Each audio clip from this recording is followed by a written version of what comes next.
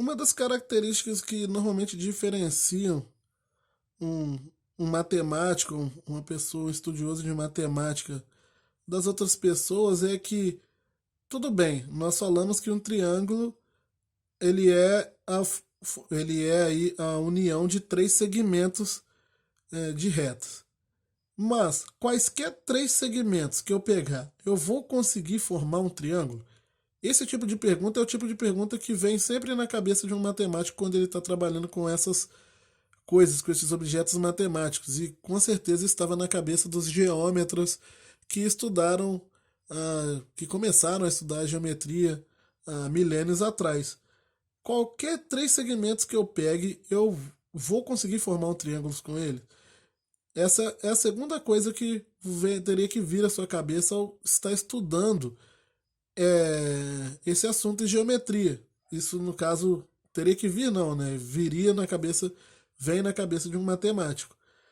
Isso se chama condição de existência para aquilo que ele está fazendo. E no caso aqui, como eu estou trabalhando de um triângulo, significa eu definir quais são as condições que eu preciso ter para esse triângulo existir. E no caso, como eu estou falando que um triângulo ele é formado por esses três elementos, que são os três segmentos de reta, eu quero saber que tipo de três segmentos de reta, que tipo de propriedade tem que ter esses segmentos de reta para eu conseguir formar triângulos com eles.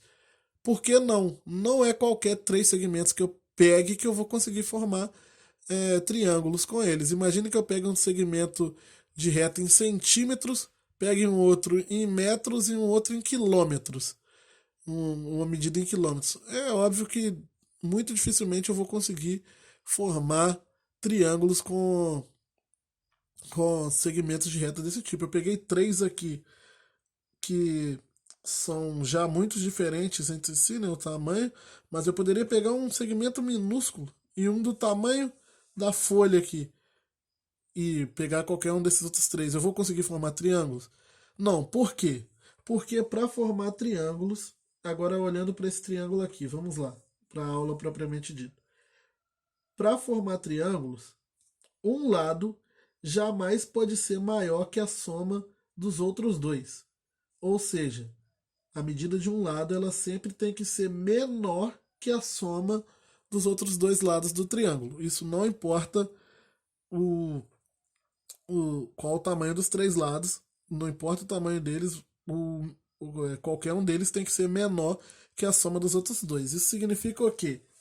Que o A ele tem que ser menor que o B mais C, o B ele tem que ser menor que o A mais C, e o C tem que ser menor que o A mais B.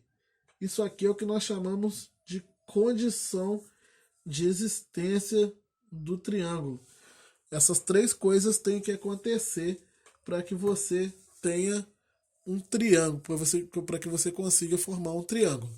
E vão surgir muitos exercícios e muitos problemas envolvendo isso, te dando, quando, no caso, em problemas onde ele não te dá figura, te dá medidas, ele pode te perguntar se um triângulo existe ou não com aquelas três medidas, com aqueles três segmentos que você está trabalhando ali.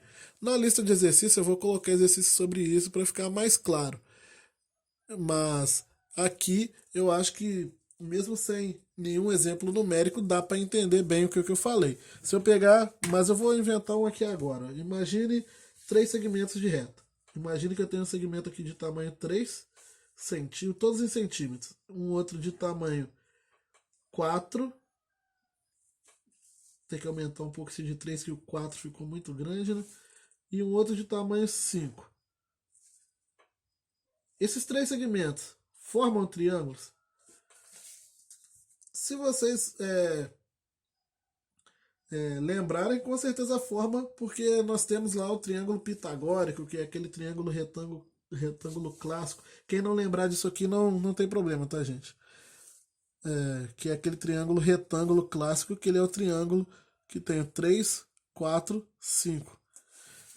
Mas por que eu sei que ele forma mesmo se eu não conhecesse esse triângulo aqui? Eu ia observar essas três coisas. O 5 é menor que 3 mais 4, porque 3 mais 4 é 7.